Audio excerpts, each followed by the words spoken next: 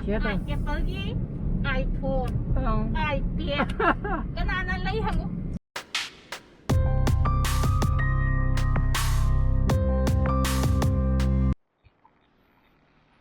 nang kasi ngantana upisa kanina pung kaya ito na ba? Tara na sa tin. Kasi pung nipan tare. Kaya matutong nito.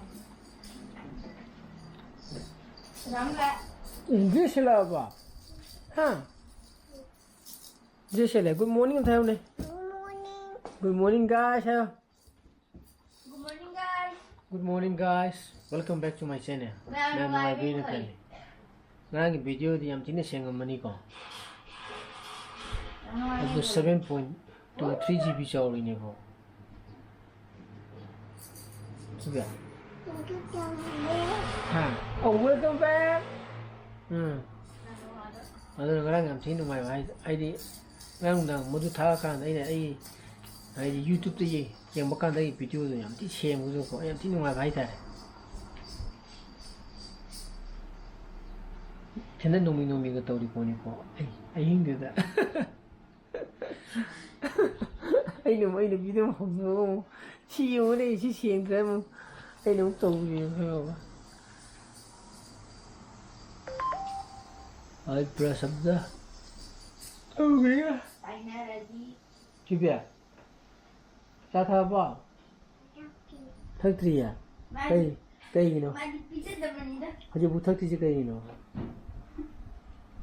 अदुगा lockdown जो total curfew जो निमितरानी अगी तो रहता है फांदे को मैं हम लोग खंबीर मनी वादे फबा स्टेप नि को हजिक लेबा सिचुएशन सिदा कोई सरकार ना लखली जे अदुना कोई ऑनरेबल कोई सीएम जो मैं हम द अपील तो इसा ऐसा ज्ञान ताब म चंगी इसा ऐसा ज्ञान ताक तब कांदने हजिक बेरा कारी दे when my phone to no one phone to roke phone pai bi le ro ba delivery do lakti la ne ba ai sa sibla thin ba chali ngai da lupa samri 399 ni ko pi gi du je ai lupa samri pi gi ya re da ngang blog la yeng gi da yam seng mo ni ngang de na nang dang theng ye ai tha gar pa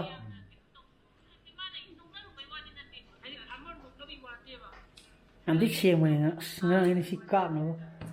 I was on the car in the camera either. Kayano ko bori thongwa. How much is a side hine? When I lago inside. Oh. Adagi. Oh, black is it? Then jump to Sanaga Yang, the city Udre Boko. Could you make the Kumakanda we do near ha? Gani kaksa lo aje lockdown ju ten days muk lak tore na ma na thingiro ge office se ma fiya man sol phun si gi to he adu khatong mo me do din adu dikana dang gaksam da khatang gaksam do ka ke na ba ai samje jam thine hair fall je khara oi re adu no horen kai bana tayo da Kester rodo mo tay dia de manang anong thi ye aduna iru jing wang da pum mang tay won hari ko duna he tay de el maliko el mali thori je thi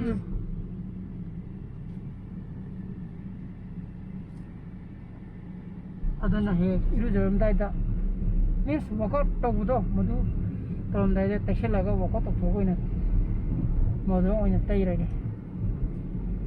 el mali L means learners. Ai jo hai tra jo office awa da di thau di he bondu nang jo office awa hi da ye ho da mai je halle thoi je ani gani ta ko tu sira na khat ga na de gi bani ma na ngon da pholi ko lu je na ngon da khai ga lai ne ba ko gi telepathy gi tulen do adu da ada sida maning da cherau te khau yauri je bora ne ko ada horen maga tabak tong mina ba mo staff ko na hai copy gi na hai ni ada pura ga la ko di horen ina ma lok sa ba ka do ina ko ra do ba ai ne di ko pa sa la da ba ko thau yak dang khale di sagon du thau ba sagon khale thau Ngarang mayam video ti sengang ngani da. Ai video do. Matomda yenga matomda sengra na hin sida wa ai se hodu ga ne. Yam nungai jabe do. 7.23 GB ni gnu chawli do. Ai na si tau yenge na. Ai iPad tu ju cam thi na puba ngam ge do. Yeng mani da kem da phe hai de go. Ai iPad to. Ai thaga pai wa da na. Ai paisa asam ti na ai di pile hai ji ni. Ai madu lai ram bagi. Kana na lebi na kai peto. Hoi ne jo bhi ho. Ai jo bi ho hai. Jo bi ho hai.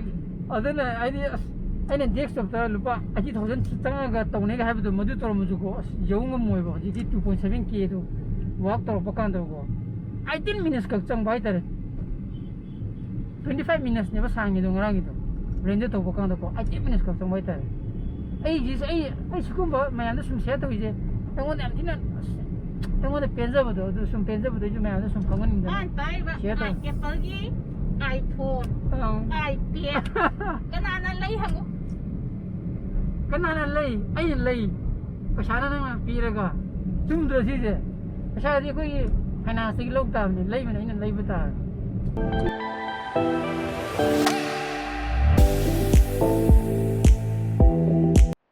ai ne pe sida ma le pe je kada wa na sida ma har lấy nhìn nung sang rồi cô si murang khonggi murang khonggi cái này turning point này mà si je ko si le cái gì har nung dùng mà này si ta phang cái sai cái yok rồi ba nahi hai yok rồi đây gì Ngabde sidura sana pasak lam dang ngau reje ai jai bi thadara mena thadara ma ge je rims ta thaujilu bane ko ai di department of medicine do thi ge na thi ba ji da ai ju khang dra ba du mo gi security da hang ba jo udum da lei bini te ha ko do chalo ga na ta thi ba khang da ba ba de gi khamun ta ba de gi je ani ngom da thore mo ko ron mo thore thor kan da dental college lei le me ko adi parking ju lei ba moda khama kan da ije harap yenge tan jam do mogi window ma haidi mi khara le mi mani le raga concrete habitat ta ma tawle me ko moda changjala ga hangu ne bai khai department of medicine je chrome de lei gena oda ai ga hamba moi doctor mari muk le ramme oda ai ga hamba interact to ni je doctor nu pi ne ko aina mongo da hang mane oda ma aina wari je ai kai Chrome the lay like the gay kang the cotton hamaka man dadaji Mirang-Mahum gidron hang eboko hangaga is magi mindo hide mazu on the title laibinina the my colleague shoe laibinina min kai kawi college hek hangba hazadamini ju hang tre do my sida name plate amadi telobunen doctor di ure do makha de kinu ju thoinu ju munuju yinga tre ko sagi aiju wakhana madang sagi department of medicine ko dai lay like the gay na hang banina ko aduna ichendu ju kitchen doctor ichendu ju maju tigi maju block to yengena hairak pane ko adoga makhata ba wari de ju personal oiramina sana ju sana raktere ba masagi phajana well interaction hatang ai ge subscriber ma thingna ba kan da ina tawgoda do aina ketang tawdabi tawdena khanja baitare ina ko adugini ko don finance subscriber nung thengna baji nun amen nungai ba ko koiju adure goju masagi akoina ai wakhana ma toraga chali kanda thengnaraga di kuju ta bram chubni khangde kadai de gnu bo haju kainu bo haju kamai to ba haju ngata interaction to godo budo modu de kuju kokto pai tare ko adu gini dono porobi gnu chaksa jira de dono chandu chatho gi chanu ko sakla mejing sai de koi de hawai thong le me sao ma ta lai ja sa lu se a phoji ga không khai à cái này mama anta lo biru ge mo se si jara mo se si ani na two puris and some hinjang ta be mo si se bo mo anta lo ge bo ko camera ji u ro di khang de si rainbow to e bo ko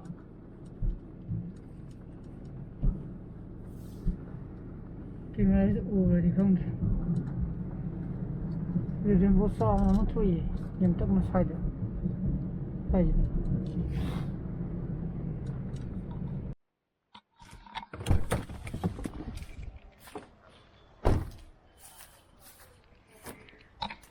Kofte da tangi sampra. Paano sampra pali ko jala kanka. Mari kara kena. Gari jullo nung maning phamde. Kuli myam pora pada ko. Kuma sampra helo na hai ko.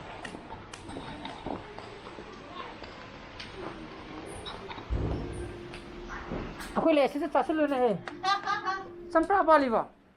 Sampra. Sampra pali. Pala. Oh, odu kha hektar. Di ba na? Ha. Sa biya ke. Sabe que quando a mãe com teve que mal ideia. Quando carne nem não.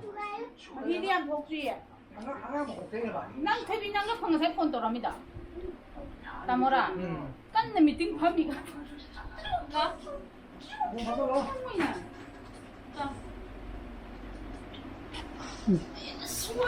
Yum de tan ho. Sabe, yum de tan ho ni sabe que lá ni. Itu pali jine ko. Sabe एकदम हिया. Sondu sang ma. Kok che khaga yeng chang da di ko.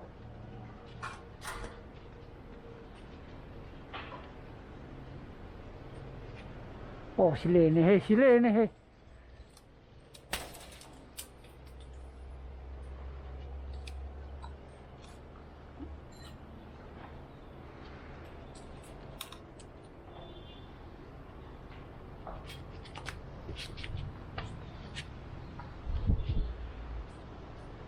Chirang riak ti tauri zin tauri.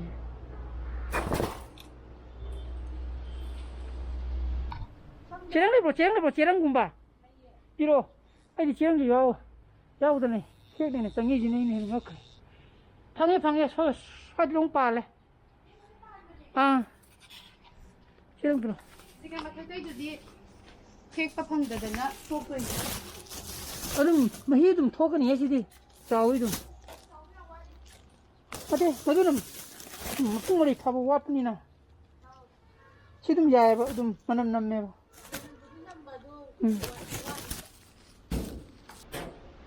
Khale gum hek la si di khram keno phala kanda ba.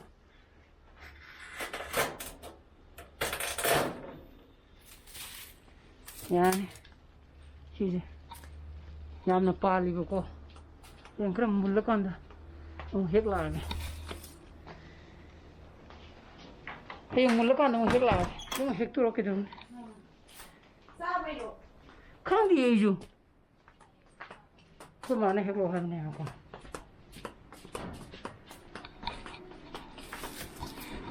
Cham palori da. Chiko khana mun dol mina ba. Chiko khana ji ma ya. Mundari pan da ngai. Adune. Adu da. Hayang pala kanda hek bu ya.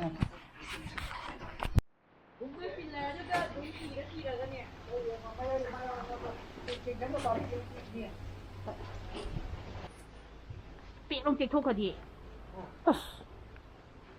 Gari me ai hin doi na po. La han kumdra boda ahum di tho ni la. Ke ke sutra na. Dragon fruit ne. Si mo pu la ko. La sa. Soidra. Maka thamudna.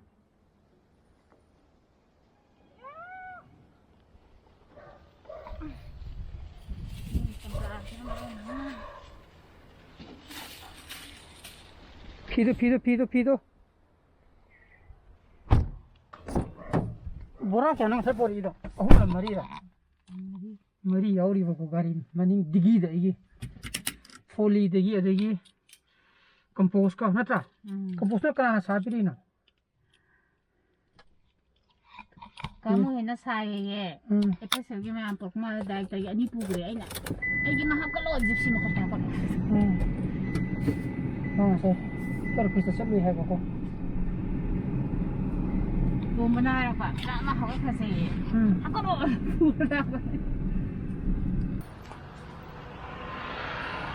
하자. 봐. 시면 이제 굴라 이제 뭐라 머리. 당근 머리 하나 끝나고 또 그냥 당근하게 당근하게 해놓고. 네. 네. 하여튼 막 전화 이야기요. 쌈프라. 좀 쌈프라. 야만 문 어디 오지?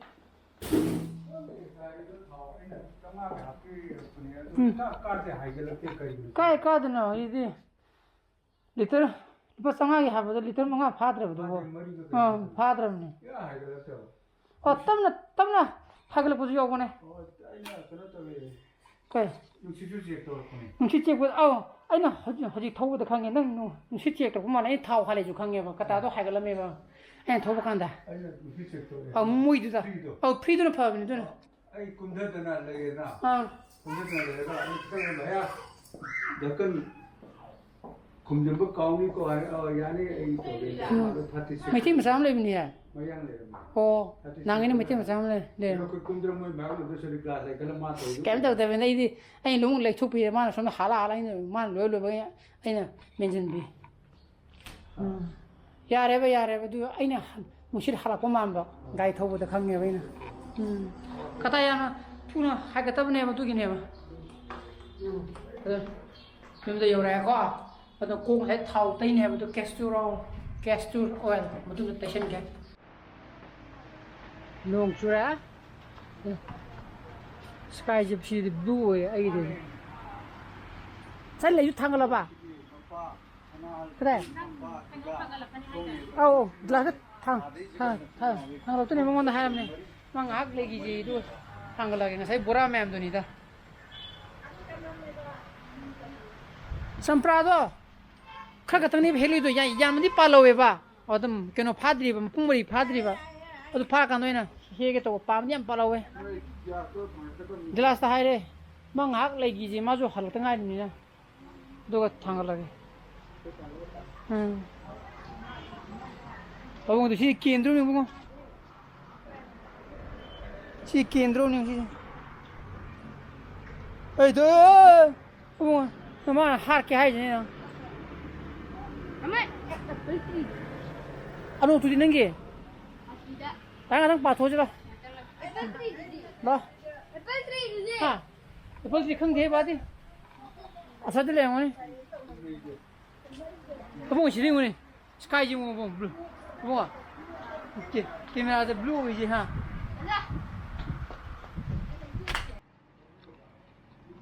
Adoni sen paju like ta follow re adonai editing tawrage hoji pung 13 makhai ta dore bako adoni ngasi gi video sim matai jelu question jere video su part pan botho gadi like to biramo share to bio anu video su bio subscribe to biramo ko nui sana pasile bio so please be safe and be healthy bye bye good night